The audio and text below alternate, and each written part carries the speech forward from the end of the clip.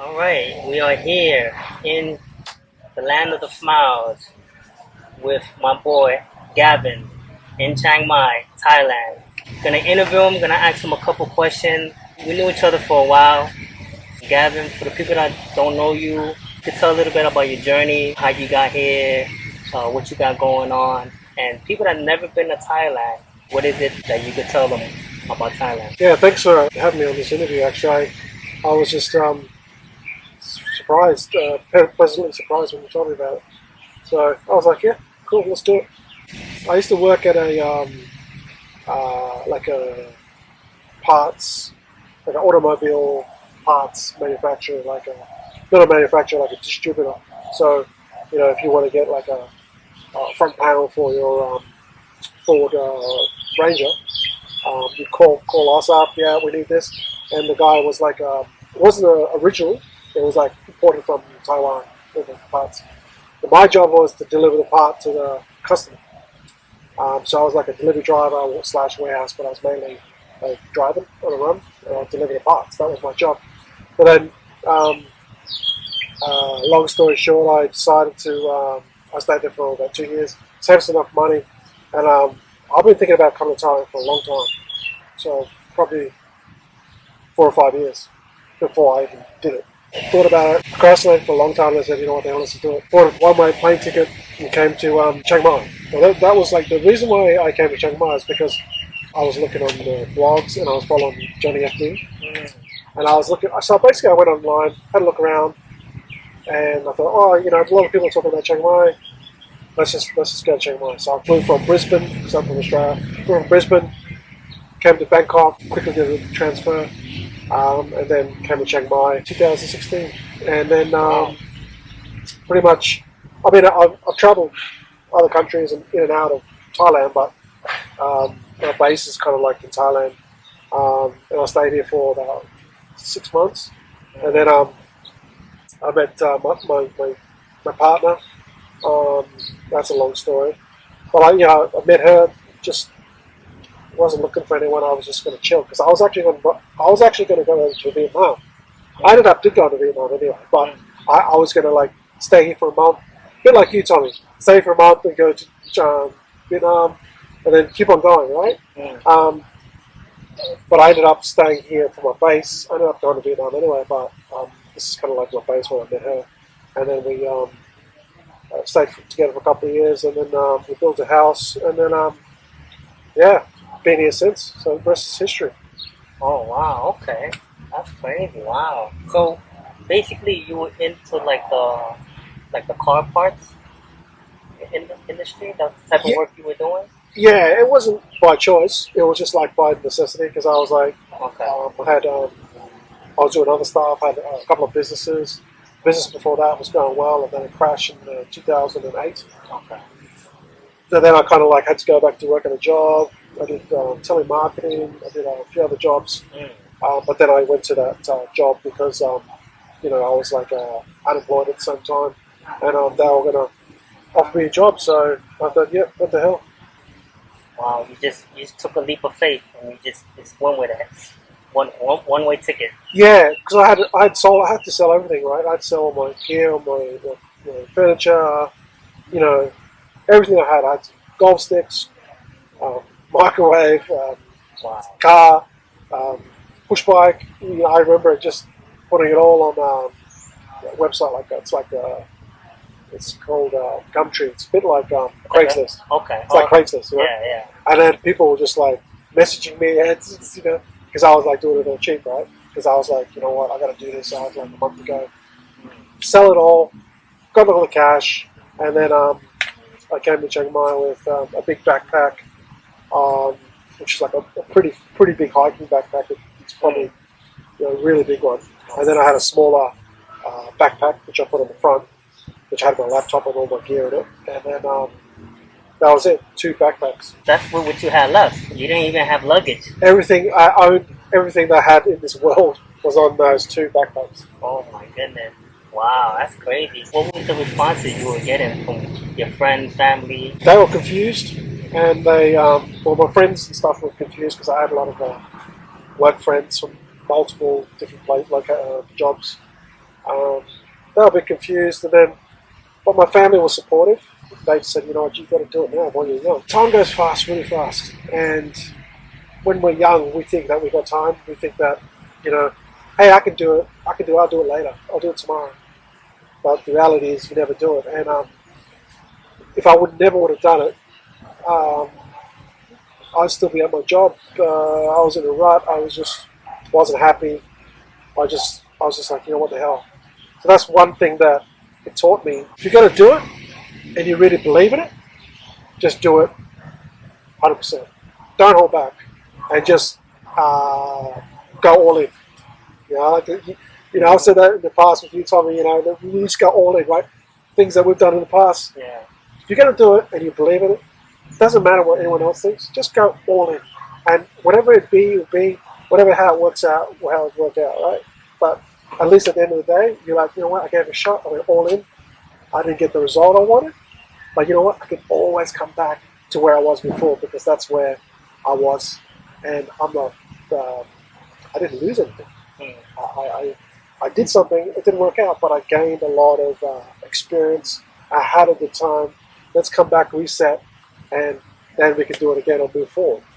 Fortunately, if things worked out, I didn't have to reset. But if I would have had to, I would have reset it. I would have come back. That'd be.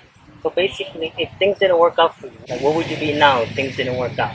I'll probably be back in Australia, hate my life, and then probably just talking about the same old, and just complaining about life, complaining about how things are too expensive, and that's like everyone else. I'm not doing anything about it. So you pretty much still be working at the same job you will have in Australia. I think maybe I might have moved into another job. I would have maybe tried something else, because if I could spend since 2016, now we're in 2023, so it's been 7 years. Time's flying. It's going like that. So maybe I would have left that job, taken the money I had, and then tried something else, because I've always had like that entrepreneurial thing where I'm just like, you know what, I'm going to try this. If it works out, it works out. But if it doesn't, I can always go back to my job, reset, just get some more money, and then do the next thing.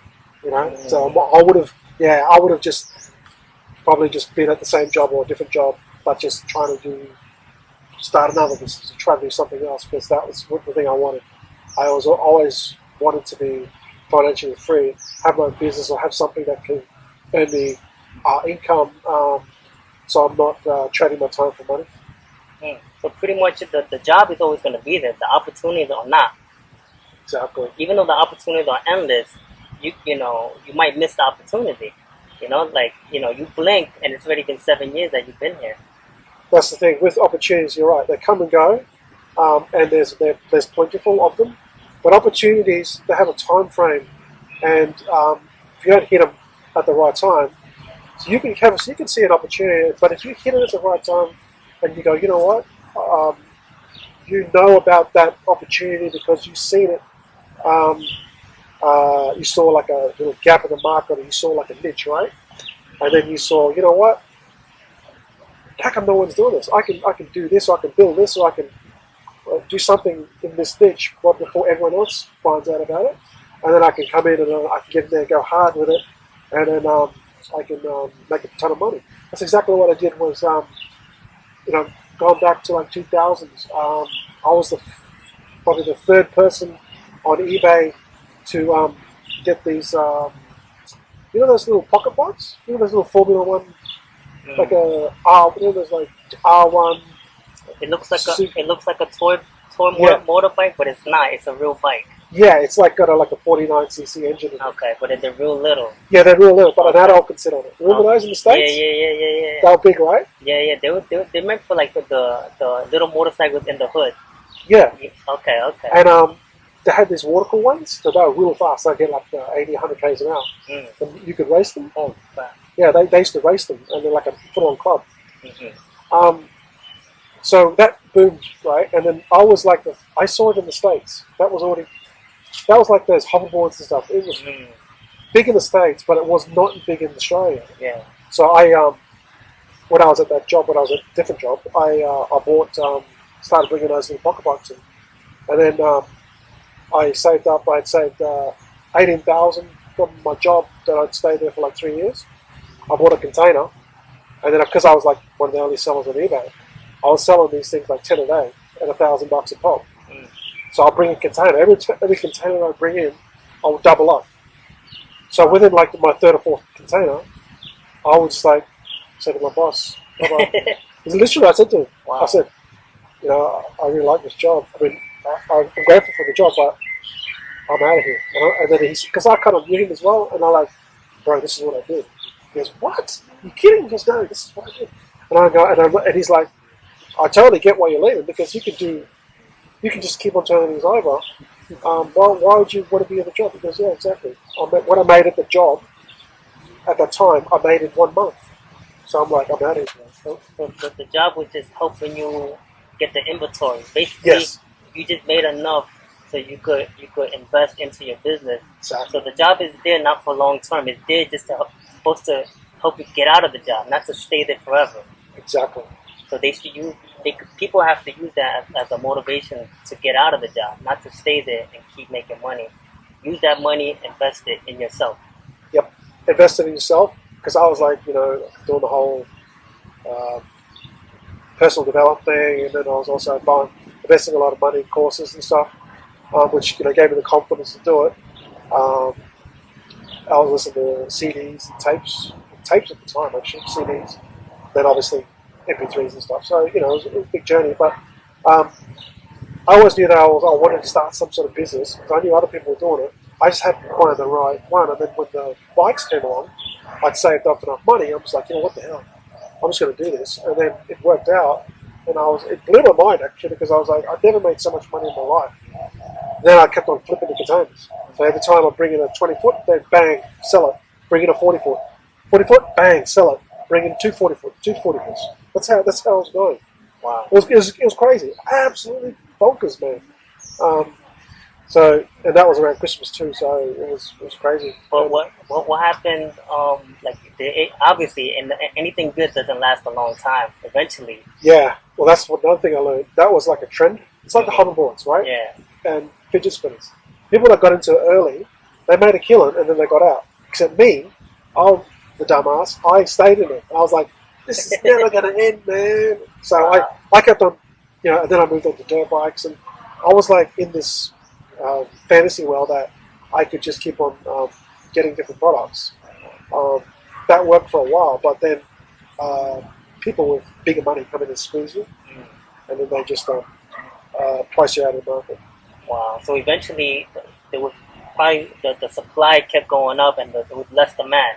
Exactly. So supply and demand. Exactly. The supply kept going. They kept making it in China. Then demand started going down, and it just didn't work out. Yep. Supply and demand, number one of economics, and we know this stuff that we're doing now. If the demand's there, all good. But if the supply oversees the demand, it's time to get out. Yeah, wow, that's very interesting. What kind of work are you doing? Like, what type of like, are you working a job right now? What type of occupation are you doing? Actually, I'm not doing not a lot. I just sort of have little bits and pieces sort of coming in.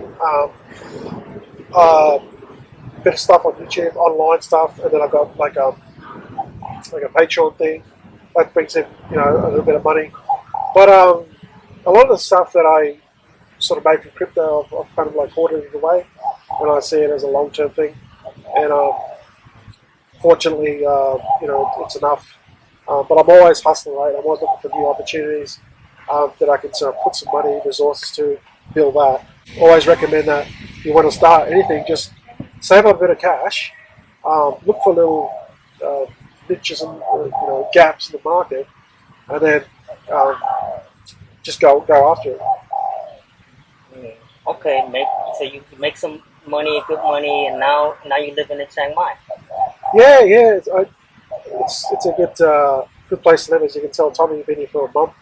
Yeah, it's quite nice, except the birding season, which is like March, April, May kind of. That time is a lot of the farmers that burn their crops in Vietnam and Myanmar and north of Chiang Mai. And because Chiang Mai is in a mountainous area, it basically sits in like a hub. The smog comes, but it doesn't go anywhere. It sits here. Oh wow. And when they burn, the air pollution is like the worst in the world. Wow. It's really bad, and it just sits there. And it's like all smog. And if you got asthma and stuff, it's really bad for you. Wow. So don't come there. Wow. Okay. So when is that? What month?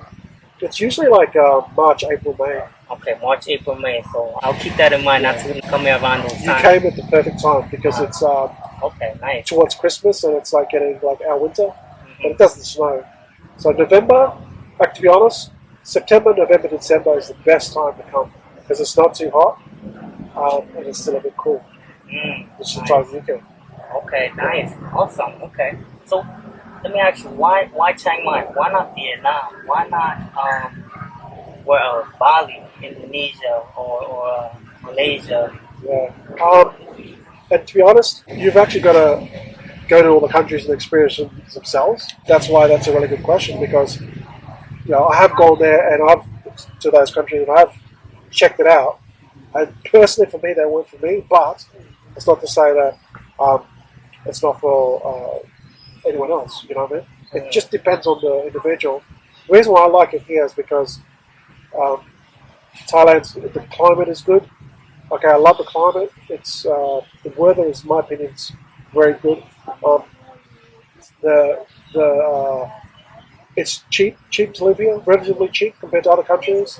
The food's great if you like spicy or not. Still, I love Thai food, and it's a very modern country, even though it's like a third world country. Thailand is very modern. There's a lot of modern. The internet speed is really fast. It's not like other countries. Thailand's like really modern, and that's why I kind of chose this. I didn't like Bali so much, probably because of the tourists and the prices are higher, especially in the tourist places. So that's a good place to visit, but I didn't want to stay there. Malaysia also good, but I like the food in Malaysia, but I didn't like the everyday blaring, the mosques and stuff, so that wasn't for me. And the Vietnam, I like Vietnam because they got a good coffee culture and the food and French influence. But I don't find them as friendly. They are friendly, but they're not as friendly as Thai people. There's a different kind of. I still like Vietnam, don't get me wrong. But I think just Thailand is the most friendly. Is it the most affordable compared to all the neighboring countries? Like cost of living wise? I would say, based off kind of like what I've seen, it's probably one of the cheapest. And again, it depends on where you stay in Thailand. I mean, Philippines is another example. Philippines is probably a little bit on par with Thailand, but once you go out in the provinces of Philippines, it's like you're going back 20 years. They don't have the infrastructure. They don't have the not like the hospitals. So Thailand's got a really good infrastructure for hospitals. So if you get sick, like they have got world class things for like your teeth, dental, implants. They got everything here, and it's cheaper. So it's more modern over here. Very modern. Very modern. Wow. So basically, to give an example of like the cost of living, what's your average monthly expenses? Rent, electricity, utilities, and putting gas in, for your car and all that transportation. What was like the average monthly cost? Somebody like you, let's say if somebody wanted to live here, they would have an idea of that number. Yeah. How much it's going to cost? I mean, it all depends on where you stay. And if you've got yourself, then it's a lot cheaper. But if you've got girlfriend stuff, you're basically doubling your costs. Okay. Now, with that said, if you live close to the city, you're going to pay higher prices, and if you always eat in the tourist places, you're going to pay the highest prices. Where you're going to pay the cheapest prices is outside, where the Thai people eat, and also where the Thai people live. Now, the place that we stayed before we built our house used to cost us $100 a month for a single one-bedroom apartment. 100 USD. 100 USD. Wow, that's chicken feed. Chicken feed, 100, and that's all it was, right? Then we had electricity, and all that stuff. By the time we add the electricity and the water, it's like $120. It's not a room. It's an apartment, right? It was like a apartment, but it was just the one, like not a studio where the bed is in with the same room. It's like they had the one room, Yeah. and then it had the normal one room that had like a TV. So table. the living room and a bedroom. Yeah, living room, a bedroom, and the kitchen was around the corner. And they had a bathroom. And the bathroom was separate to the kitchen as well.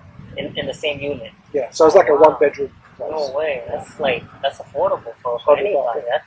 Back in Australia, where you're from, United States, where I'm at, that's laughable. They won't believe that. Yeah, That's there's crazy. a lot of places now. You can find there's a lot of places around our house. They have these little houses for about 2,000 baht, which is $80 or more. It's like a little house. Kind of a miniature, not like a miniature house, but it's like a real house, but it's on a 50 by 50 block square meter. It's very common now, and it's it's got everything you need. But we built our house, so we don't have rent. Internet's about 350 baht. Food a month, that one's hard to say. Depends on how much you spend. Probably 10,000 baht, maybe more, 15,000 baht. Petrol, probably about 1,000 baht, depending on how much we travel. Probably about 200 baht a week, so 800 baht to 1,000 baht.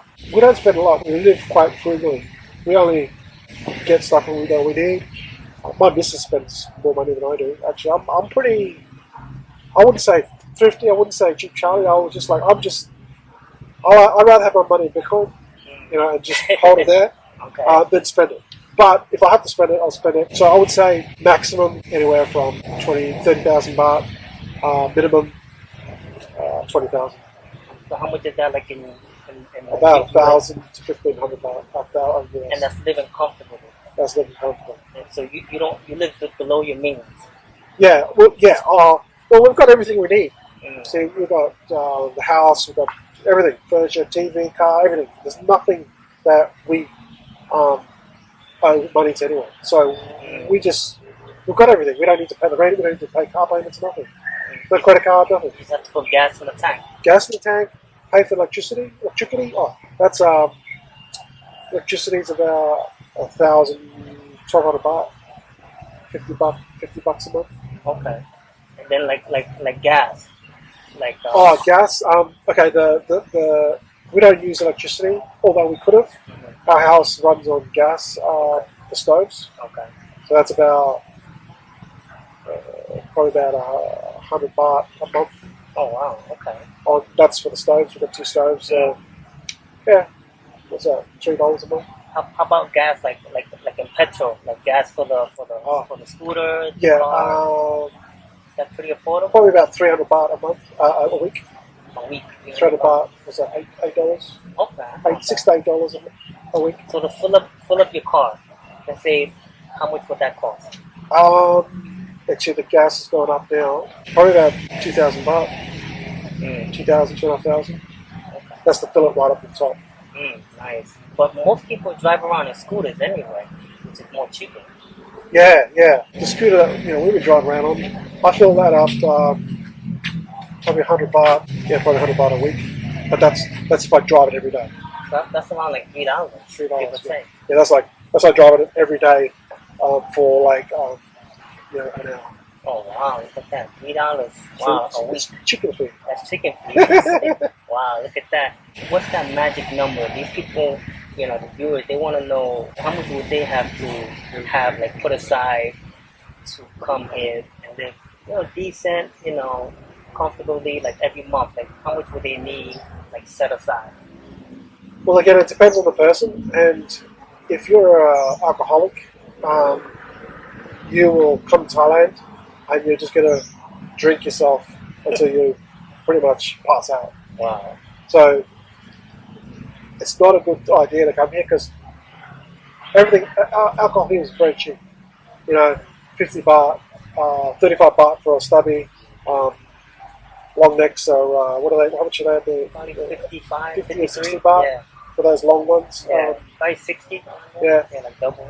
So you can go through 10 of those if you're a real pisshead, you know. So I would say between comfortably, I would say probably 1,500 a month. 1,500 US. Yeah, a month. Because the reason why I say that is because your rent, your food, your scooter. So that's like on the high end. That's like living very comfortably. Yeah. That's like eating out almost every day. No, I would say okay. If you eat, And then drinking. don't go and eat at the fancy restaurants. Get your food at the markets because you can get like a food 30 baht, right? You've seen it, right? 30 baht for they wrap it up in this little plastic. Get some rice. Get 40 baht for rice. Some curry chicken. Get yourself just water and just have that 30 baht. That's like $1.50. Right, and then you can times up by 30. There's like 30, 40 baht, $30, $40. The highest expense is going to be your alcohol drinking and your accommodation, probably your phone bill. You've got to have internet, and probably your visa runs too. Your visa run's going to cost you 1,900 baht US. So it's like $30 US around there? $30, $40 US every 60 days. But then again, you can only stay here. You go in and out of the country a couple of times until they crack out and you say, no more. You've got to leave for about 6 months or a year and then come back, unless you get a visa. So if you're a first time to come in Thailand, if you're American, you can come here with no visa. Just rock up with your passport. You can stay here for 30 days, then get an extension for another 30 days. That gives you 2 months. Then you can leave, cross the border, walk around, do a U-turn and come straight back into Thailand. Then you can stay for another 30 days. And then you've got to leave. So I think it hasn't changed. But then you could renew, do the visa run, come back, and then extend it for another 30 days. They are cracking down on it. Wow. Too many people doing it. I think you can do it twice until they go, you know what, Tommy? You've been doing these border runs, man, and we've seen the stamps. You've got to go, come back, or get a visa. Wow. Okay. It's like anything. If you're going to pay the money and get a visa, they're like, Tommy, come stay with us. But if you don't, oh, sorry, Tommy, you got to leave. Yeah. So they don't care. It's like any country. They just want the money. Exactly. They don't care. You stay as long as you want. Just pay, if you want to stay in our country, you pay the money. It's like any country, you know. Yeah, pay for your stay. Pay for your stay. Wow. So let's say somebody trying to scrape by, somebody that doesn't make enough, back in the States or back in RV, they're working at McDonald's, and they say, you know what, I can never do that. 1,500, I barely make 2,000 a month, minimum wage, working at McDonald's. How can I do that? Is it possible for somebody to scrape and buy, like a cheap Charlie? Well, this is what I recommend to anyone. Don't just come to Thailand just on a whim, even though I did, okay? I'm like going against my advice here because I just basically legged it. I just not legged it, what do you call it? Winged it. I just winged it. There was no, but the thing that I did was there was no safety net. I think that's why I was able to set some goals and reach those goals, because there's no safety net. If you have a safety net, which is fine, I'm not saying, in fact, I don't recommend this. But if you really want to do something and don't do it on a safety net, but don't come to Thailand with nothing. I'm going against my advice here. Don't have a plan at least, right? Like you told me your plan, and it's at least you got a plan, and that's a good plan, right? You're not just coming with X amount of money and then you're going to go broke. Like, have a plan, right? So the plan is, how long we want to stay in Thailand, or how I want to stay in whatever country we're going to have, how much money I'm going to need, and then in that time frame, try to figure out if you do something like freelancing on the side, or you do you've got a website, or you do you got a job as a social media manager, or you got you've got some sort of income coming in that you're making, I don't know, 500,000 bucks a month extra, right? That'll supplement what you've already got saved up, and it would allow you to stay in either this country or another country. And you just basically, that's what a lot of YouTubers do. They take the money from the money, AdSense money, YouTube money, and then it allows them to just keep on traveling. And as they keep on traveling, they make more content, and then that gives them more money. But they've already got it going, so it's kind of like self-sustaining in a way. But if you're coming to Thailand and you don't have a lot of don't have any income or anything, I would recommend just start off, get something going, first, have a plan, and then work towards that plan. Don't just come here, spend all your money, and then have to go back home because you're broke. I don't reckon you should do that.